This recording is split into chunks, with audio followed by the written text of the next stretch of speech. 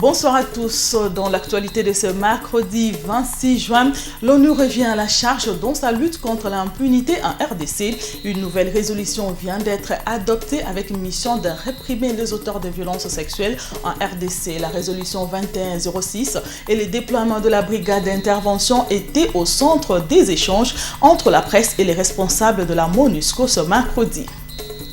Un autre gros titre de l'actualité, c'est la visite depuis mardi d'une forte délégation d'hommes d'affaires marocains conduite par leur ministre de l'Industrie, Commerce et Nouvelles Technologies de l'Information et de la Communication. Comme bien d'autres investisseurs, les hommes d'affaires du royaume chérifien sont intéressés par les diverses opportunités d'investissement que représente la RDC.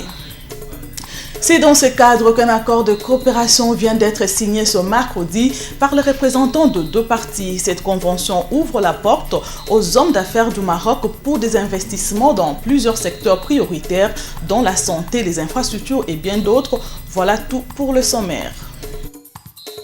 Bonsoir. Les auteurs de violences sexuelles en RDC sont dans la ligne des mires des Nations Unies. La résolution 2106, adoptée par le Conseil de sécurité des Nations Unies il y a peu, les vise particulièrement. Au même moment, le déploiement de la brigade d'intervention se poursuit au Nord Kivu. Les deux points ont figuré en bonne place lors de la conférence hebdomadaire de la MONUSCO ce mercredi en son quartier général à Gombe. Le porte-parole militaire de la force onusienne, Félix Prosper Basse, rassure que cette brigade vient remplir sa mission sans gêner les pourparlers de Kampala entre le gouvernement et les M23 Mariam Boya et Blanchard Kandolo. La brigade d'intervention de la MONUSCO poursuit sans relâche ses opérations unilatérales au Nord Kivu en vue de contrer toute menace des groupes armés contre la ville de Goma, notamment les M23. Il s'agit aussi de maintenir une ceinture sécuritaire autour de la capitale provinciale du Nord Kivu. Quant au groupe malawite, qui tarde encore à se déployer, Félix Prosper Basse, porte-parole militaire de la MONUSCO, précise. Le déploiement se poursuit sans entrave. Concernant le déploiement des troupes malawites, du Malawi, ceci ne saurait tarder dans la mesure où déjà une partie des équipements logistiques, du matériel logistique. Au sujet de ce qui apparaît comme une contradiction du Conseil de sécurité qui préconise le retour de la paix par la poursuite de pourparlers de Kampala entre le gouvernement congolais et le M23 et le déploiement progressif de la brigade d'intervention de la MONUSCO, le porte-parole militaire rassure. L'approche est holistique dans la mesure où, à côté des pourparlers, des initiatives diplomatiques, à côté des initiatives politiques, il y a aussi cette dynamique militaire. La province du Katanga a besoin de près de 2 millions de dollars américains pour lutter contre le choléra dans les 6 prochains mois, prévient les humanitaires. Un peu plus de 11 100 cas, dont 257 décès depuis le début de l'année, ont été rapportés. Qu'à cela ne tienne, l'UNICEF et ses partenaires n'ont pas encore arrêté les activités de sensibilisation, de chloration d'eau et de désinfection de foyers parasitaires. Au sujet justement de la résolution 2106 votée par le Conseil de sécurité de l'ONU dans le but de renforcer la lutte contre l'impunité pour les auteurs de violences sexuelles, la MONUSCO soutient l'initiative. Son porte-parole explique le cadre et le contexte de cette nouvelle décision des Nations Unies en faveur de notre pays. Il est au micro de Mariam Boya. Ces résolutions, ce sont des textes de loi qui créent les fondations sur lesquelles les luttes peuvent se faire contre ces violences. Aujourd'hui, les pays ont souscrit à cette résolution. On leur a demandé de prendre des mesures au niveau national. Les pays vont prendre des mesures au niveau national pour lutter contre ces crimes. Les résolutions d'abord pointent du doigt ces actions, les qualifient comme crimes et demandent qu'on prenne des actions pour y mettre fin. Donc il faut bien prendre ces résolutions pour, créer les bases juridiques pour prendre les mesures contre ces actes-là. Pendant ces temps, le tout nouveau greffier de la Cour pénale internationale, Herman Van Hebel, séjourne ici à Kinshasa. Il a, au cours d'une conférence de presse mardi à Fleuve Congo Hotel, échangé avec les professionnels des médias sur les questions d'actualité relatives à cette juridiction pénale internationale. Il s'agit de la demande faite par l'Union africaine pour que la CPI arrête ses poursuites contre le chef d'État africain en fonction. Il a aussi éclairé la lanterne de l'opinion tant nationale qu'internationale sur la question de la confusion qui entoure la nationalité de Bosco Ntaganda. Anita Luamboa, Christopher Kamanda. Il s'appelle Herman Van Hebel, le greffier de la Cour pénale internationale. Il effectue un périple dans tous les pays en situation de guerre. Son premier voyage en RDC lui a permis de rencontrer les autorités congolaises. Il en a profité pour donner de la voix sur les questions d'actualité, notamment celles touchant à la crédibilité de la Cour, comme l'Union africaine avait appelé la haute juridiction à cesser tout acharnement contre les chefs d'État africains. Pour le CPI, je pense que nous devons toujours prendre en compte que la Cour est une organisation judiciaire, ce n'est pas une organisation politique. À la Cour, je pense que nous devons toujours placer dans le contexte de notre procédure. Notre procédures sont absolument claires. Nous pouvons organiser, nous pouvons faire des charges contre toute personne. Même quand ces personnes sont présidents, vice-présidents ou ont aucune autre position officielle dans un gouvernement, il n'y a pas de distinction entre des personnes de haut niveau ou des autres niveaux. Hormis d'autres interrogations embarrassantes, la confusion autour de la nationalité de Bosco Ntaganda est également abordée par l'émissaire de la CPI. Van Hebel déclare, dès lors que les crimes pour lesquels ces seigneurs des guerres est poursuivi sont commis sur le territoire d'un État parti au statut de Rome, ils sont de la compétence de la Cour pénale internationale. Le greffier a eu du mal à répondre à d'autres questions pertinentes comme celles liées au manque de preuves dans le cas Gbagbo ou encore de Mathieu Gonjolu. Herman Van Hebel a été investi en qualité de greffier de la Cour pénale internationale à l'issue de sa prestation de serment le 18 avril dernier.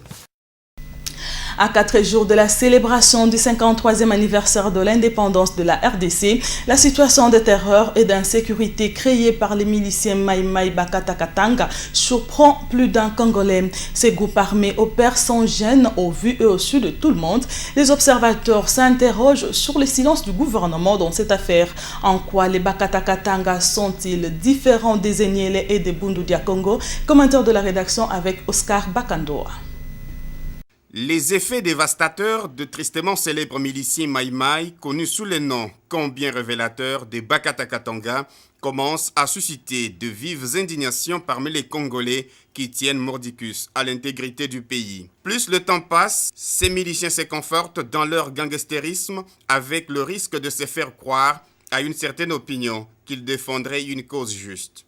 Voilà pourquoi les services de sécurité sont invités à tout mettre en branle pour anéantir cette dangereuse milice, comme il en a été le cas avec les insurgés Enyele à l'Équateur et surtout les illuminés de la secte politico-religieuse Bundu Dia Congo au Bas-Congo. Mais face aux Mai Mai Bakata Katanga, dont l'action est notoirement plus perverse que celle des deux autres mouvements, la réaction des services de sécurité doit être proportionnellement agressive.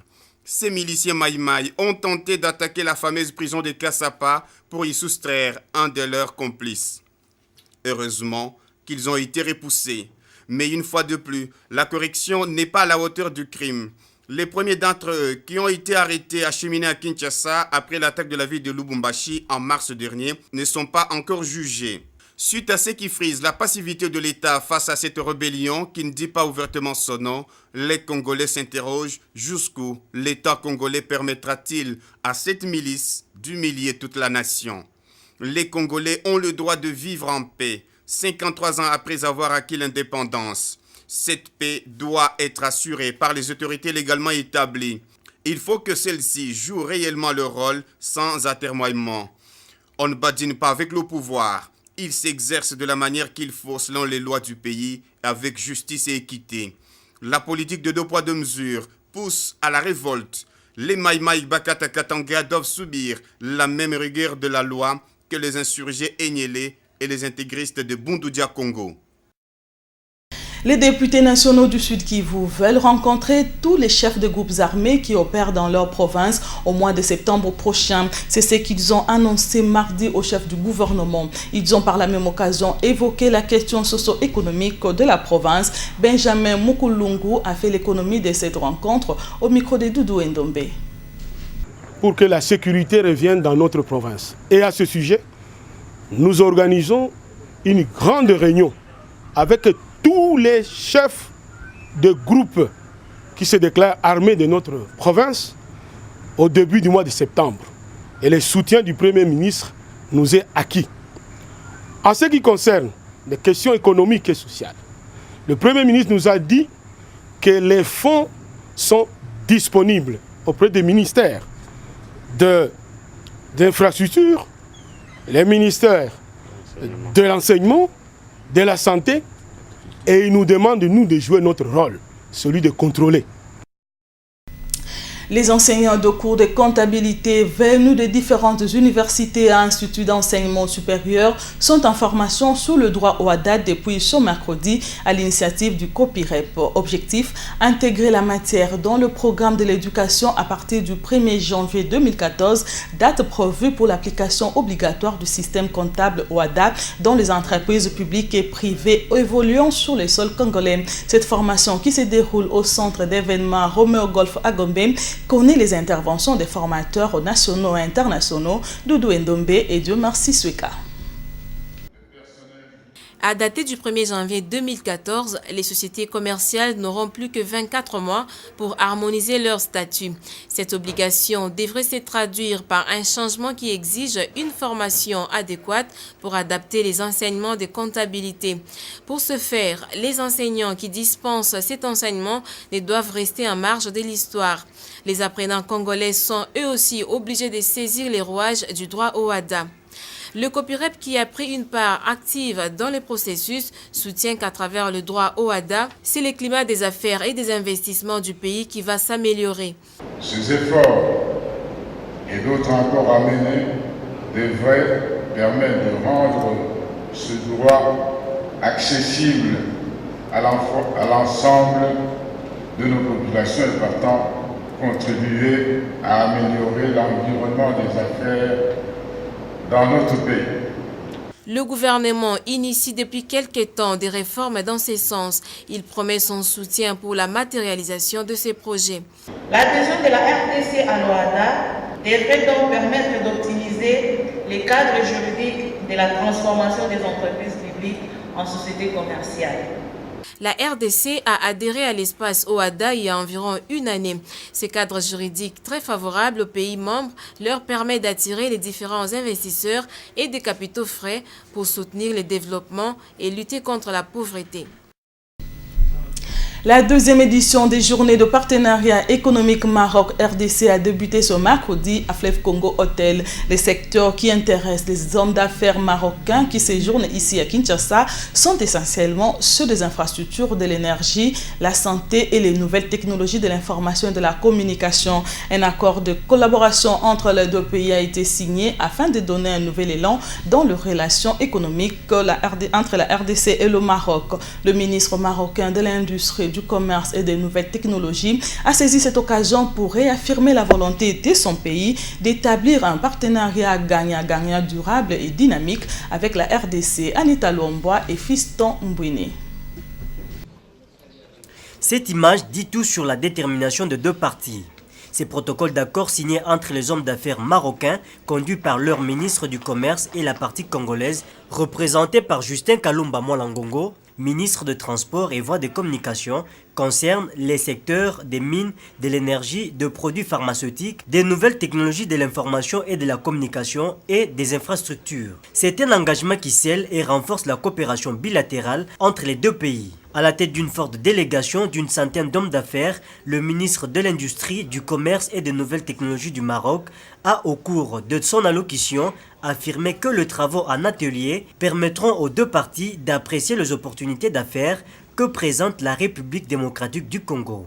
Ces nouveaux cadres juridiques, une fois mis en place, permettront de soutenir les projets de partenariat que nous envisageons ensemble. pour plus de création de richesses et d'emplois dans nos deux économies respectives. Pour sa part, le ministre des Transports, qui est venu représenter son colloque du commerce extérieur, reconnaît à sa juste valeur l'importance de cette initiative. Cette initiative est heureuse parce qu'aujourd'hui, les opérateurs économiques, les hommes d'affaires marocains vont nouer des contacts directs avec leurs collègues de la RDC. Il va y avoir des échanges certainement fructueux et plus professionnels à tous les niveaux. La caravane des partenariats marocains permettra également d'institutionnaliser les rapports entre les patronats marocains et congolais. C'était un reportage d'Anita Luomboa rendu par Eric Ngamba. Juste après la signature de cet accord de partenariat, une caravane a permis aux hommes d'affaires de deux pays d'échanger sur les opportunités d'affaires que présente la RDC. Le ministre marocain s'est dit optimiste quant à l'avenir économique du pays. Il a indiqué en outre que le pays était sur la bonne voie en ce qui concerne la stabilité du cadre macroéconomique et l'amélioration du climat des affaires. Anita Luomboa, Fiston Bouini. D'abord, en tant que Royaume du Maroc, nous donnons la priorité à nos relations intra-africaines. C'est très important. Nous estimons à juste titre que la coopération intra-africaine est une branche très importante de la coopération sud-sud, même avec un certain nombre de risques, nous allons de l'avant. C'est pourquoi, justement, nous estimons que ce que nous sommes en train de faire avec nos pays partenaires est très important et c'est prometteur pour l'avenir. Dans l'entretemps, une journée d'information à l'intention des femmes entrepreneurs était organisée par le guichet unique de création d'entreprises et le PNUD. Cette activité rentre dans le cadre des actions de vulgarisation prévues par cette structure pour se faire connaître comme un centre unique d'accomplissement rapide des formalités essentielles de création d'entreprises pour des personnes morales et physiques. Le détail dans nos prochaines éditions. La société congolaise de postes et télécommunications et la firme chinoise Huawei s'engagent à collaborer dans un partenariat gagnant-gagnant pour la maintenance des équipements. L'administrateur directeur général de la SCPT a mis à profit cette occasion pour inviter les opérateurs économiques du secteur des télécommunications cellulaires et autres exploitants à profiter de l'expertise de cette entreprise dont la renommée ne fait l'ombre d'aucun doute. La cérémonie de signature de cette convention a eu lieu mardi en la salle de réunion de l'entreprise Huawei à Gombe. Michael Bagemba, Dieu merci Sweka et Oscar Bakandoa. Le premier test de liaison à haut débit Londres-Mwanda-Kinshasa en boucle par fibre optique est opéré avec succès. Par la même occasion, un contrat de partenariat entre SCPT et la société Huawei est signé. La firme chinoise s'engage à travailler à côté de l'ex-OCPT pour la maintenance des équipements. Nous pouvons rassurer que nous avons déjà été balancés sur l'heure numérique. Ça vaut un toast, ça vaut la confiance de notre partenaire Huawei, qui est le maintenancier stratégique de tous les opérateurs, le maintenancier qui fera que la qualité de service que la SCPT va fournir à ses abonnés sera à 99,9% sûr. Cette liaison est un pas de géant pour la République démocratique du Congo. Elle consacre la relance irréversible et signe son entrée dans l'ère des télécommunications numériques. La signature d'un accord qui semble être simple, mais ça a une très grande portée. Nous avons pris le défi, et dans le cadre de la modernité prônée par le chef de l'État, de moderniser tout le système des télécommunications à notre pays. Pour sa part, le directeur général de Huawei ne manque pas de féliciter la coopération exemplaire entre la RDC et la Chine, son pays. Il est heureux d'avoir signé ce contrat avec la société nationale congolaise. Il a parlé de Huawei, il s'est dit que en fait, la compagnie Huawei veut grandir avec la République démocratique du Congo. Et non seulement cela, ils ont dans pratiquement tous les opérateurs de téléphonie mobile. A noter que le projet fibre optique de la RDC comprend 3 phases, à savoir la ligne Mwanda-Kinshasa déjà opérationnelle, la ligne sud Kinshasa-Kasumbalesa via les provinces de Bandundu et les de Kasaï. Et la troisième concerne les provinces de l'Équateur, province orientale, les de Kivu, ainsi que la province du Maniema via le fleuve Congo. Pour combattre la désinformation constatée auprès de la population, mais aussi vulgariser ses missions, l'Office congolais de contrôle Lukala s'est vu dans l'obligation d'organiser une conférence débat sur l'évaluation de la conformité en République démocratique du Congo par l'OCC, enjeux, contraintes et perspectives. Les travaux ont eu lieu dans l'amphithéâtre Zuzabola de l'ISP Mbanzangungu. Suivez. Durant 1 heure, le premier intervenant, l'orateur du jour, Franck Moukania, directeur du département marketing, a tenu en haleine la salle sur l'évaluation de la conformité en République démocratique du Congo. Le chef des divisions laboratoires de Matadi, Jean-Paul Moulongo, devait renchérir sur le fonctionnement des laboratoires de l'OCC. Le cas type est celui de Matadi. Théophile Sieloubanza, chef d'agence de Lukala, a exposé sur les cas pratiques des différentes saisies réalisées par sa structure ces derniers temps. Depuis le mois de mars dernier, nous étions à Kinshasa pour signer le contrat de performance. Quand je suis rentré à Lukala, j'ai relayé l'information aux collaborateurs qui ont encore signé devant moi ce même contrat de performance.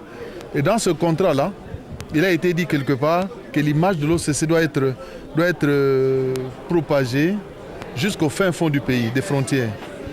Qu'est-ce que nous pouvons faire, nous, en tant que chefs d'entité? De mettre en pratique les orientations du gouvernement via le ministère de l'économie d'abord, et la direction générale de l'OCC. On a noté la présence de plusieurs cadres, dont le directeur général de l'ISP, le représentant du ministre de l'économie et commerce, du commissaire de district des cataractes, du directeur provincial de l'OCC Bas-Congo, ainsi des représentants des entreprises œuvrant dans cette contrée. À l'issue de cette conférence, les participants ont émis le vœu de voir l'OCC multiplier ces genres de rencontres pour vulgariser le rôle et les limites de l'OCC qui sont méconnus jusqu'ici de beaucoup de Congolais. Plus de 3000 kilos de cocaïne et d'autres stupéfiants saisis puis incinérés à l'initiative du comité interministériel de lutte contre la drogue et le crime. Les responsables de cette structure ont saisi cette opportunité pour interpeller les pouvoirs publics sur les dangers que représente la consommation de la drogue dans notre pays. José Junior Owawa et bienvenue Kassa. Faire de la santé un nouveau point fort de votre vie, voilà le thème choisi pour célébrer la Journée internationale de lutte contre l'abus et le trafic illicite des drogues et des crimes organisés. Faisant d'une pierre deux coups, le Comité national interministériel de lutte contre ce trafic lance un cri d'alarme au pouvoir public afin qu'il lutte efficacement contre ce fléau. Pierre Didier Pinimoke, président de cette structure, estime qu'il est plus qu'une urgence de combattre la consommation des stupéfiants. Elle est à la base de plusieurs maladies, mais aussi de la délinquance qu'on observe dans nos grandes villes. Le bilan est réellement positif, mais nous voulons que nous soyons dotés de moyens pour aller sensibiliser la population à travers les universités, les instituts supérieurs, tout cela.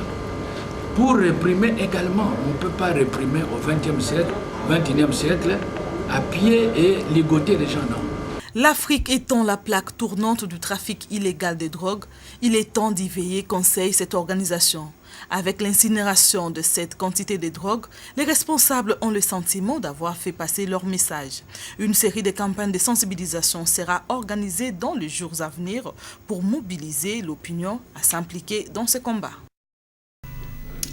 Comment mettre fin au détournement de recettes publiques dans la ville de Kinshasa? La question était au centre d'un séminaire de 2 jours organisé par l'hôtel de ville de Kinshasa avec le soutien du programme d'appui au démarrage des décentralisations.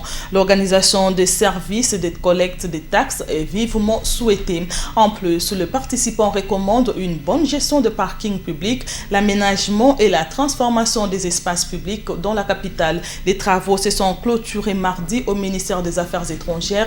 Eric Ngamba, bienvenue Kassa pour les détails.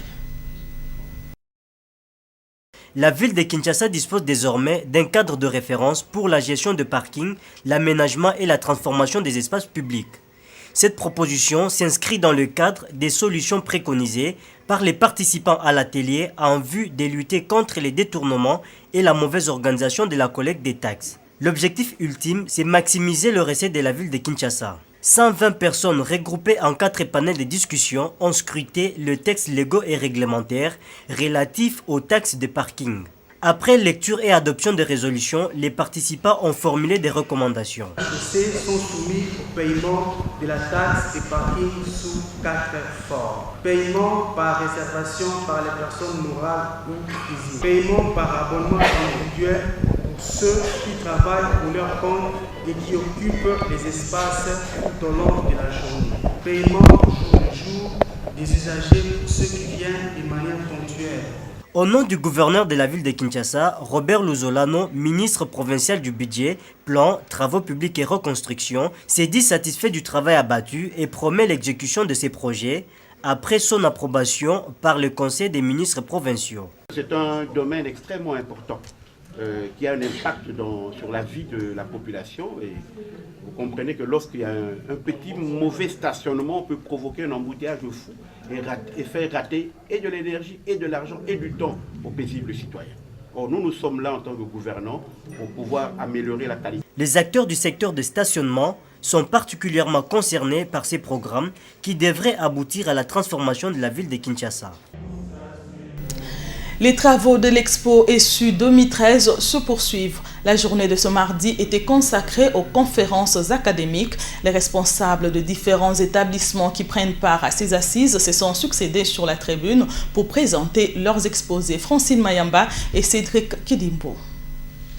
Au deuxième jour de l'Expo ESU 2013, les participants ont eu droit aux exposés présentés par les responsables des universités et instituts supérieurs et qui prennent part aux travaux. La problématique centrale reste la relance de l'enseignement supérieur, universitaire et recherche scientifique en RDC pour le développement de la société congolaise. L'un des conférenciers soutient que l'amélioration de la qualité des diplômes délivrés à l'ESU est fonction de la nécessité d'une formation pédagogique initiale et obligatoire pour tout professeur. Au niveau du ministère de l'Enseignement supérieur, il y a ce qu'on appelle le service de pédagogie universitaire. À la commission permanente des études, il y a un service de pédagogie universitaire et le gouvernement a là-dedans des animateurs pédagogiques pour la pédagogie universitaire. Et ce sont ces animateurs qui organisent des séminaires de formation. Donc, ils vont aller dans chaque établissement aider les écoles à former des assistants qui commencent la carrière. Au lieu qu'ils se débrouillent à donner des cours comme en essayant à tout hasard. Toujours dans le cadre du développement de la société congolaise, les chefs d'établissement ont abordé sans tabou la question de la bonne prise en charge de la santé maternelle et infantile. Place à présent à la revue de presse qui porte ce soir la signature de Rosa Wazi.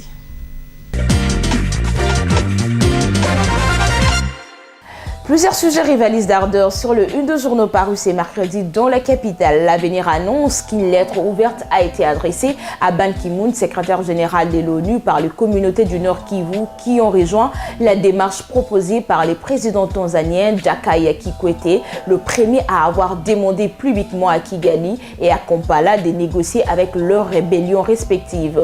Relayant la même information, le palmarès renseigne que le secrétaire général de l'ONU craint que la Tanzanie et le Rwanda, qui se regardent désormais en sans défaillance, déclenchent une nouvelle guerre à l'Est. En effet, renchérit le journal, blessé par l'impertinence des Kagame, la Tanzanie est décidée de punir les présidents rwandais à travers le M23. Loin de ces sujets, les potentiels s'intéressent aux finances publiques. Le quotidien pense qu'un recadrage s'impose.